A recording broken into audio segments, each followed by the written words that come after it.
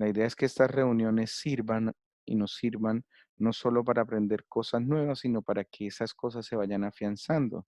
Cosa que cuando nos veamos de frente, cuando tengamos las pruebas y las evaluaciones, todo vaya de la mano y todos hablemos un idioma común. ¿Ok? Si, no sé si alguno tiene alguna sugerencia o algo y no la quiere dar ahora, me la quiere dar a mí de forma personal, con el mayor de los gustos para eso. Esa es la idea, que trabajemos a la par entre todos y todos vamos aprendiendo a la vez. Bueno, entonces ya habíamos hablado de esto. Entonces, estos periodos de trabajo de parto, como se los dije, se logran a través de dos clases de fenómenos, unos que son activos y unos que son pasivos. Los fenómenos activos son las contracciones uterinas, que son las efectivas, y los pujos maternos, que son realizados por la caja abdominal, de los músculos abdominales. Y los fenómenos pasivos, dentro de esos tenemos 6, que son la expulsión del tapón mucoso, que ustedes ya las pacientes lo saben muy bien. Posteriormente, la formación del segmento inferior o istmo en el útero no grávido, la formación de la bolsa de las aguas, que aquí se alcanza a ver un poco. En este caso está roto, pero acá se ve, en esta gráfica se ve lo que es el tapón mucoso, que básicamente es como una sustancia que sella el espacio que hay entre el orificio cervical interno y el orificio cervical externo. Y la bolsa de las aguas básicamente es cuando el amnios ingresa a través de eso, formando una cuña, y esa cuña va a generar presión a través de los orificios y va a permitir que se empiecen a abrir. Después, los fenómenos plásticos, como son el cabalgamiento de la calota ósea del feto y el chichón serosanguinolento o caput sucedáneo, que conocemos algunos, y el descenso y expulsión del feto, posteriormente el alumbramiento y el desprendimiento de la placenta, con lo que va a terminar con la expulsión de la placenta. ¿Ok? Estos fenómenos pueden presentar, cualquiera de ellos, algún tipo de patología o distosia, y eso puede ser una causa de interrupción del embarazo por vía alta. ¿Alguno de ustedes ha tenido la oportunidad de estar en un parto? Sí, ¿Y tuvo quién dijo sí? Yo, Yo también. O yo sea, varios sí. ya. ¿Y han tenido la oportunidad de Ujú. realizar tactos vaginales en trabajo de parto? no, No, En trabajo parto no. Ya, ok. Bueno, muy probablemente lo van a ver y van a darse cuenta que es bastante interesante las modificaciones in vivo del cuello. ¿Ok? En esta parte quiero hablarles de los cambios fisiológicos que produce la contracción uterina, que son la formación del segmento inferior, la centralización, el borramiento y la dilatación del cérvix, que le va a dar paso a lo que es la bolsa de las aguas. Es lo que muchos conocen como el término de modificaciones cervicales o maduración cervical. ¿Ok? Con respecto a esto, muchachos, existe una escala cuantitativa que en realidad se hace de lo subjetivo a lo objetivo, que es la escala de Bishop. Aquí en este gráfico ustedes se van a dar cuenta el efecto que genera la cabeza a través del orificio cervical interno. Aquí se encuentra el orificio cervical externo. Este es el esquema de lo que es el cervix. Aquí en más oscurito vemos la vagina. Si ustedes ven, aquí se empieza a formar la bolsa de las aguas. ¿Ya?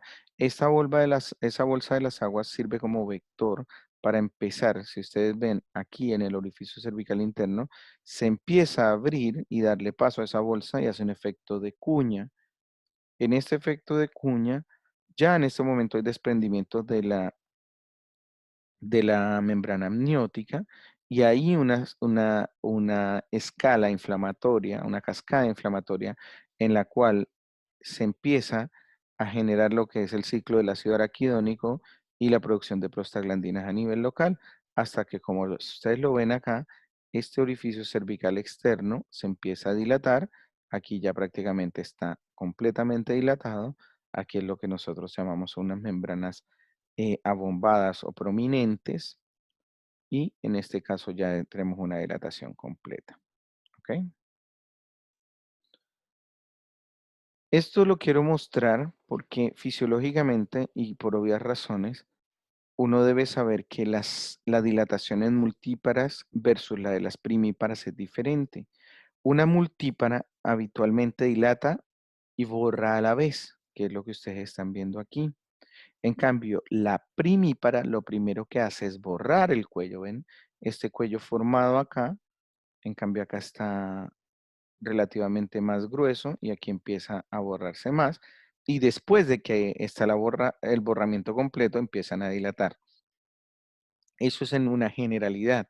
No todas las pacientes se ciñen a los parámetros académicos, pero esto es lo que se genera de forma más habitual. ¿Ustedes han visto esta curva en alguna parte? La curva de Freeman, diferente a los libros. Este también es un robo de la Universidad del Mar. ¿La habían visto en alguna oportunidad? ¿Quién me dice dónde ha visto esta curva? Es es una curva sigmoide de la saturnometría, ¿no? No, esta curva está en la ficha clínica CLAP en las pacientes que están hospitalizadas. Cuando ustedes lleguen al internado, se van a dar cuenta que atrás hay una curva, hay una cuadrícula exactamente igual a esta y es lo que se denomina como partograma. Si ustedes se dan cuenta, en la coordenada vertical se encuentran los centímetros de dilatación y en la horizontal se encuentran el número de horas que se va presentando. Si nosotros nos fijamos, la fase latente puede ir de la hora 0 a la octava hora, ¿ok? Y la fase activa incluso puede extenderse hasta la hora 14. Y si ustedes lo ven aquí, la paralela a la dilatación cervical, están viendo el nivel el descenso de la cabeza en los planos de Delhi. ¿Ok? Espinas 0, espinas 1, espinas 2, 3 y 4. ¿Ok? ¿Por qué nos sirve esto? Porque se supone desde el punto de vista teórico que una paciente primípara dilata aproximadamente 1 centímetro por hora, ¿no es cierto?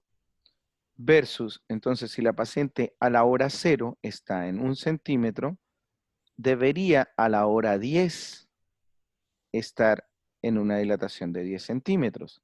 Entonces, si nosotros confeccionamos bien esta curva de Freeman, muy probablemente vamos a darnos cuenta cuando la paciente se nos está quedando pegada en el trabajo de parto y podemos tomar decisiones para el futuro de ese trabajo de parto.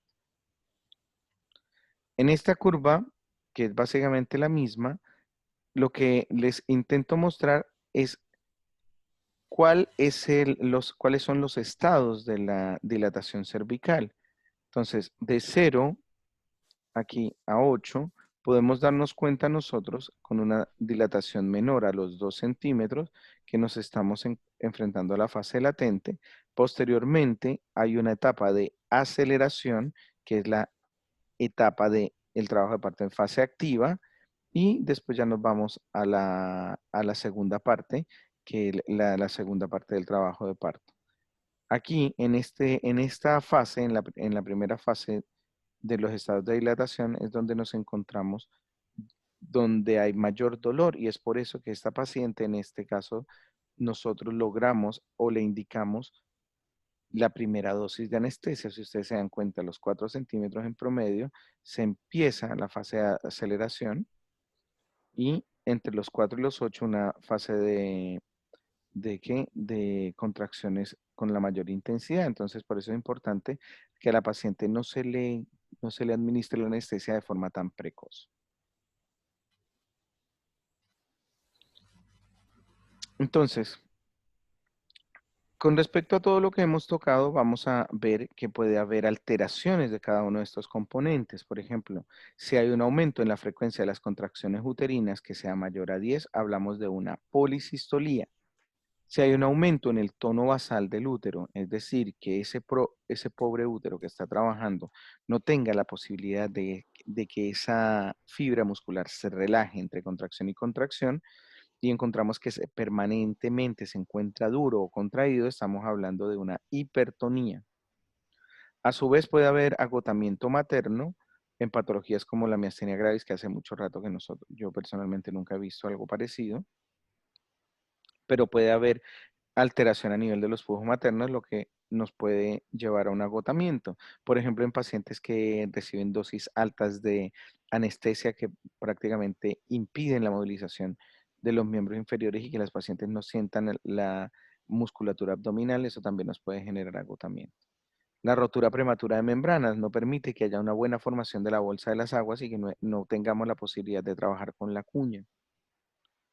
Otras cosas pueden verse reflejadas por alteraciones a nivel de la posición, de la presentación o de la proporción del ovoide fetal. Y dentro de esas vamos a encontrar desproporciones cefalopelvianas que pueden ser desproporciones absolutas o relativas. Y otras alteraciones también asociadas pueden ser las alteraciones derivadas del alumbramiento, por ejemplo, un desprendimiento previo de placenta normoinserta o una alteración en la implantación placentaria, como el acretismo, el incretismo y el percretismo placentario. Algunas veces, por errores en la técnica de alumbramiento dirigido, podemos tener encastillamiento de la placenta. ¿Por qué? Porque damos un aporte muy alto de oxitocina durante el expulsivo y se nos olvida cortar el suministro de oxitocina, lo que hace que se forme el anillo de Vandel en el istmo de nuevo y la placenta no pueda salir. O también por presencia de cotiledones aberrantes o básicamente retención de restos placentarios en un alumbramiento incompleto. Entonces, ¿cómo yo diagnostico? Y aquí es donde quiero que ustedes sepan lo del diagnóstico de trabajo de parto inicial, por eso se los marqué, porque esta definición de trabajo de parto inicial no existe. Antes se decía que el trabajo de parto inicial era una denominación, ahora hablamos de trabajo de parto prodrómico o prodromos de parto. Entonces, ¿cuándo hablo de un trabajo de parto? Cuando las modificaciones cervicales se presentan, cuando hay un borramiento mayor al 50%, aquí hay un error de escritura, 50%, no 100. Una dilatación mayor o igual a 3 centímetros en multíparas y mayor o igual a 4 centímetros en nulíparas, cuando hay contracciones uterinas regulares. Si no se cumple con esto, acuérdense que aquí arriba es 50%, no 100. Si no se cumplen con estos criterios, no estamos hablando de un trabajo de parto, sino estamos hablando de unos pródromos. Entonces muchas personas le preguntan a uno cuánto tiempo puede demorar una paciente prodrómica. Puede demorarse incluso hasta 2 semanas. ¿Ok? Entonces, ¿qué es lo que debemos hacer nosotros para determinar que tenemos una paciente en trabajo de parto? Primero que nada, debemos hacer un tracto vaginal para determinar posición, para determinar consistencia, para determinar borramiento y grado de dilatación cervical. ¿Ok? Una vez que determinemos eso, después vamos a ver con la dilatación si tenemos la posibilidad de presentar membranas íntegras o rotas y de acuerdo a eso la variedad de posición, intentando buscar el occipucio fetal. Después de eso, tendremos ya la variedad de posición, podemos saber a qué nos enfrentamos. Entonces es importante, doctores y doctoras, que ustedes tengan la idea mental del ovoide fetal. Y para eso, ustedes ya me imagino que son especialistas en las maniobras de Leopold, ¿no es cierto? ¿O no? Bueno, asumo que sí. Para determinar en qué situación está el bebé y en qué actitud está el bebé y posteriormente en qué presentación está el bebé. Y por último, ya cuando sepamos la presentación, saber que si ese feto está en podálica o no, pues lo más probable es que no pueda tener un parto normal. Entonces, aquí, esta parte va a ser mucho más fácil para mí porque yo les dejé un video. ¿Vieron el video que les dejé en la plataforma? Sí. ¿Aló? Perfecto. Entonces, la idea es que con la charla en la mano vayan determinando y vayan marcando los tiempos del mecanismo del parto, del trabajo de parto encefálica de vértice y vayan descubriendo y viendo el primer tiempo, que es el tiempo de la acomodación en el estrecho superior de la pelvis, ¿no es cierto? De este primer tiempo se divide lo que es el término sinclitismo y el asinclitismo. Sinclitismo básicamente se determina, bueno, no entiendo por qué a esta hora alguien se está conectando. Ya vamos a terminar y qué bien recién se conectó. Bueno, básicamente nos habla de la manera como la cabeza ingresa en el estrecho superior de la pelvis y nos va a dar la simetría de acuerdo a la sutura sagital de la cabeza del feto, asociando las dos eminencias parietales si quedan o no a la misma instancia del estrecho de la pelvis. Es decir, que ingrese de forma simétrica y no hacia anterior o hacia posterior. Cuando esa cabeza ingresa hacia anterior, es decir, que la sutura sagital interparietal, como la quieran llamar, se aproxima más hacia la cara anterior del estrecho de la pelvis, estamos hablando de un asinclitismo anterior y obviamente si lo hace para el otro lado, lo estamos hablando de un asinclitismo posterior. Cuando el feto ingresa de forma simétrica, el diámetro que ofrece a ese diámetro superior de la pelvis, básicamente es el occipito frontal, que como ustedes se acuerdan en el monito que vimos la clase pasada, mide 12 centímetros. En este momento la actitud fetal cambia mucho más y hay una flexión del polo cefálico, lo que hace que el occipito frontal se sustituya por el suboccipito bregmático, que mide 9.5 centímetros, es decir, se encorva, por llamarlo de alguna forma, o se flecta más esa guaguita para disminuir ese diámetro. Con respecto a la orientación, la cabeza busca el diámetro más conveniente en relación a la sutura sagital, ya sea el occipito ilíaco izquierdo anterior, que en términos generales es el más frecuente. ¿Ok? Entonces, básicamente, imaginándonos el video, la presentación apenas se está acomodando al estrecho superior de la pelvis. El segundo tiempo es el descenso de la cabeza y el encajamiento de la pelvis. Uno lo puede notar cuando hace la última maniobra de Leopold. Y eso se debe a la fuerza que ejerce el útero con respecto al ovoide fetal y es cuando decimos que la presentación está encajada. Cuando el suboccipito bregmático básicamente llega a la porción más espaciosa de la excavación y el punto más bajo, que básicamente en el plano de Hood es 3 o en el plano de Delhi es espinas más 0. Ahí recién estamos diciendo que está encajado. Ahí no se nota muy bien porque lo estamos viendo en un corte sagital, pero si ustedes me creen, en esta altura podríamos tocar nosotros la espina ciática. ¿Ok? Después vemos el tiempo de rotación interna y básicamente tiene como finalidad acomodar el diámetro ofrecido al estrecho inferior de la pelvis. Acuérdense que el diámetro en este caso es el sacro subpubiano, que es de 12 centímetros. En, es- en este tiempo, la fontanela posterior está relacionada directamente con la sínfisis del pubis. Ojo, recuerden que estamos hablando de una presentación de vértice. La amplitud de esa rotación va a determinar la variedad de posición primitiva. Por ejemplo, va a ser de acuerdo a la variedad de posición primitiva. Si es una occipito ilíaca izquierda anterior o una occipito ilíaca derecha anterior, básicamente es a 45 grados. Si es transversa o derecha transversa, cualquiera de las dos transversas, ya sea derecha o izquierda, es a 90 grados. Y si es occipitoiliaca izquierda posterior o derecha posterior, que son casi sacras, pues son 135 grados. Ahí era que yo les mostraba el monito y comentábamos cómo iba a ser yo para rotar esa guaguita que estaba, por ejemplo, en occipitoiliaca derecha anterior, perdón, derecha posterior, pues lo iba a hacer con si estaba en derecha, lo iba a hacer con mi mano izquierda y si estaba en izquierda, lo iba a hacer con mi mano derecha. En este paso se produce un apelotonamiento, como que el cuerpo de la guaguita se amontona, se compacta para empezar a darle tiempo a la rotación de hombros.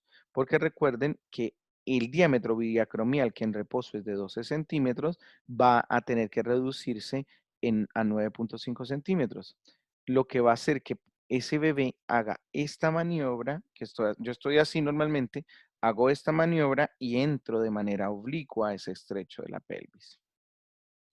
Y por último, el último paso de los mecanismos del parto es el desprendimiento de la cabeza.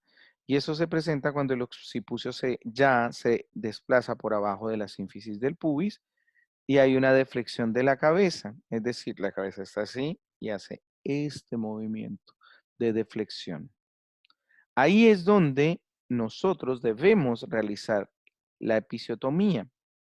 ¿Por qué? Porque si la hacemos antes, cuando la guagua está encajada, vamos a tener un espacio muy alto para que la paciente sangre. ¿Ok? En este momento es que se produce el segundo tiempo de los hombros y ahí es donde revierte la importancia de realizar la maniobra para desprender el hombro, porque si no, nos vamos a ver enfrentados a una retención. Aquí ustedes están viendo básicamente cuando corona la presentación del feto, la forma como el colega está, estas son fotos antiquísimas, pero si ustedes se dan cuenta, este colega está protegiendo el periné, no realizó todavía la episiotomía y está haciendo básicamente una fijación de los labios mayores. Después de que nosotros llegamos a eso, tenemos que hacer una rotación externa de la cabeza para que haya una rotación interna de los hombros, que básicamente corresponde al tercer tiempo de los hombros.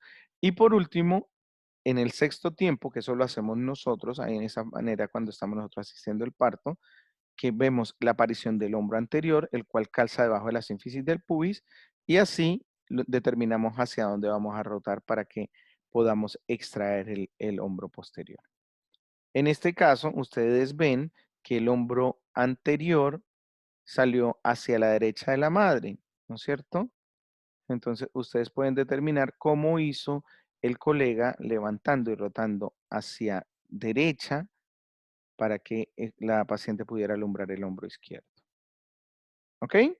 Doctor, Dígame, doctor. eh, le hago una consulta, pasa que ahí estaba leyendo, no me acuerdo cuál era el nombre exacto, pero que cuando no se encajaban bien los hombros, durante el parto los niños podían perder movilidad del plexo braquial.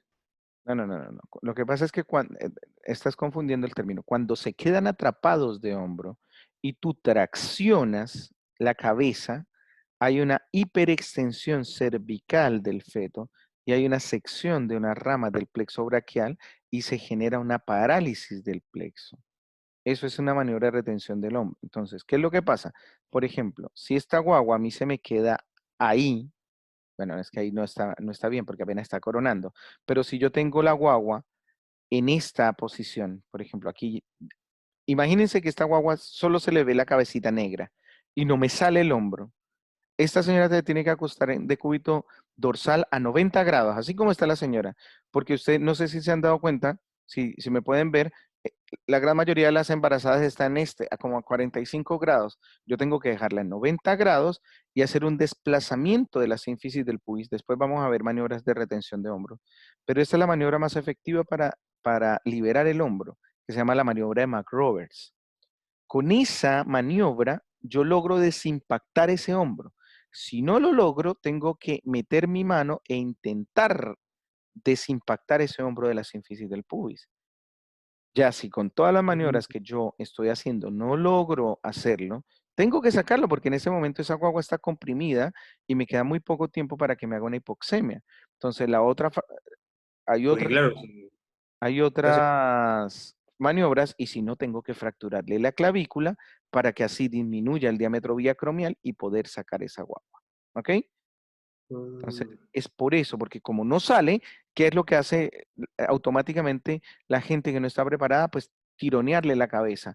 Al tironear la cabeza del feto, se presenta una hiperextensión y sección. Puede haber una sección de las ramas del plexo braquial y eso nos genera problemas. ¿Ok? Pero no es, perfecto. por eso es que debemos conocer perfectamente estos pasos que yo les estoy nombrando ahora y de esa manera atender el parto de la paciente de la mejor manera, de la mejor forma posible. Entonces, aquí está resumido lo que acabamos de conversar, la acomodación en el estrecho superior, el descenso o encajamiento, rotación interna, acomodación de hombros, desprendimiento de cabeza, descenso de hombros, rotación externa, rotación interna de hombros, acomodación de la pelvis y el desprendimiento de hombros. Ya con respecto a la pelvis es mucho más fácil porque acuérdense que los diámetros son un poco menores. ¿Ok? ¿Cómo son los mecanismos de parto en otras presentaciones que no sean cefálicas? Pues prácticamente se cumplen los mismos tiempos, pero con diámetros ofrecidos diferentes y con puntos de reparo los que señalamos al principio de la presentación. Por ejemplo, en la presentación de frente, el diámetro ofrecido no nos da para que pase y que haya un parto vaginal. Luego es una indicación de interrupción por vía alta y el punto de referencia ustedes saben que es la nariz. Actualmente el parto en podólica está contraindicado en el parto vaginal debido al riesgo perinatal que ofrece que en una paciente primigesta multípara que nos haga una retención de cabeza última. Solo se hace si la paciente llega en trabajo de parto y en expulsivo en podálica. ¿Ok? Algunos han hablado de la versión externa, otros de la versión interna del feto, pero el problema es que nosotros no sabemos y no podemos determinar ante el riesgo de retención de cabeza última. ¿Ok? Entonces, si ustedes me preguntan a mí, hasta hoy el parto en podálica es indicación de cesárea. La presentación podálica, gracias a Dios, es poca la posibilidad de que tenemos un feto en podálica y cada vez nos llegan menos en expulsivo porque tenemos ecografía y tenemos disponibilidad. Existen dos tipos de presentación podálica, la que es completa y la que es incompleta.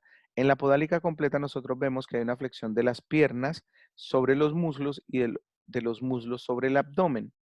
En cambio, en la incompleta vemos que solo hay una flexión de los muslos sobre el abdomen con extensión hacia el rostro de las piernas. ¿Ok?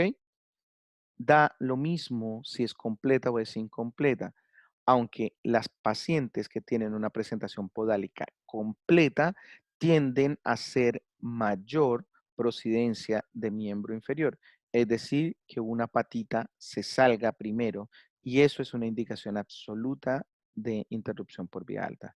¿Ok? Entonces, existen muchas causas de la presentación del parto en podálica. Dentro de las organizamos en causas maternas, causas fetales y causas ovulares. Las maternas, obviamente, la multiparidad, una estrechez pelviana, tumores previos y malformaciones uterinas. Dentro de eso, las más importantes son los úteros bicornes o septados, cualquier tipo de malformación mileriana en realidad. Las causas fetales pueden ser hidrocefalia, anencefalia, fetos pequeños o prematuros y tumores cervicales del feto, como el higroma quístico, tumores tímicos, etcétera, etcétera, etcétera. Y en causas ovulares podemos encontrar la placenta previa, los embarazos gemelares, el polidroamnios o el oligoamnios. En resumen, doctores, tenemos las diferentes fases del trabajo de parto. Ahí estamos viendo los fenómenos pasivos, después con la dilatación cervical, la acomodación al estrecho superior y el encajamiento. Ahí tenemos lo que es la coronación. En este momento, ahí es donde yo te decía, no sé si, ¿quién me preguntó? Tomás, creo que fue. ¿Quién me preguntó? Es que no le pregunté el nombre. Jonathan, Jonathan. Mira, del Jonathan, hombro. aquí era lo que yo te decía del hombro, ¿ves? Aquí está la sínfisis del pubis. Aquí la cabeza está afuera, casi. Entonces, uno toma la cabeza y automáticamente la gente tiende a traccionar esta cabeza. Y eso no se hace porque este hombro se nos puede meter acá, ¿ok? Y ahí en Ya. donde nosotros hacemos la retención de hombros, ¿ok? Ahí se ve un poquito mejor. No es que sea perfecto, pero se ve un poco mejor. Ahí vemos el desprendimiento del hombro anterior, mira, ya pasó a través de la sínfisis del pubis y ya lo otro lo hacemos nosotros rotando con una rotación hacia mí de esta cabeza, el hombro posterior va a salir solito. ¿Ves? Ahí se desprende el hombro posterior y ahí lo vamos a ver en vivo. Aquí vemos cuando está coronando en cuarto plano, la aplicación del anestésico local. Doctores, recuerden que siempre se hace una aspiración previa a cualquier colocación de anestésico porque no sabemos si estamos en un espacio endovascular. El corte, que acuérdense que la tijera, en este caso, recién está colocando la tijera, pero como este perine está bombado, esta tijera debe rotarse casi que a 90 grados a hacer el corte, o sea, aquí donde está el dedo del colega. ¿Por qué? Porque esto está tan estirado que cuando vuelva a la normalidad, el corte nos puede quedar medial y la idea es que sea medio lateral, ¿ok? Ahí ya tenemos estamos ya con el desprendimiento de la cabeza. Ahí en ese momento es que muchos tiran. En ese momento es que muchos tiran la cabecita. Ahí estamos viendo la rotación externa para desprender el hombro anterior. Ahí estamos viendo si hay alguna circular al cuello o algún tipo de alteración funicular.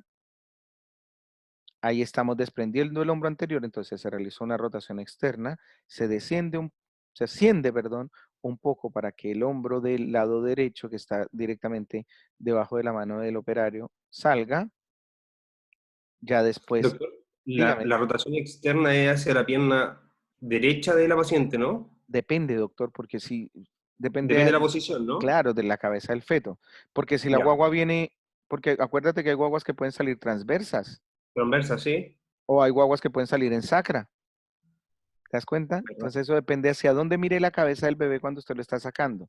Yo les estoy explicando, es un parto en vértice, o sea, en una occipito ilíaca izquierda anterior, y que después vino en directa, o sea, en una occipito pubiana, ¿ok? Pero si tú tienes una occipito sacra o una derecha posterior, o, perdón, una izquierda posterior o una derecha posterior, pues eso va a depender hacia dónde mire la cabeza del feto.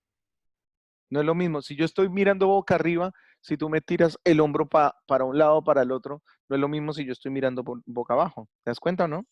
Sí. Entonces, de acuerdo a donde esté la cabecita de tu feto, así mismo tú vas a rotar el hombro anterior. ¿Ok? Gracias. Bien.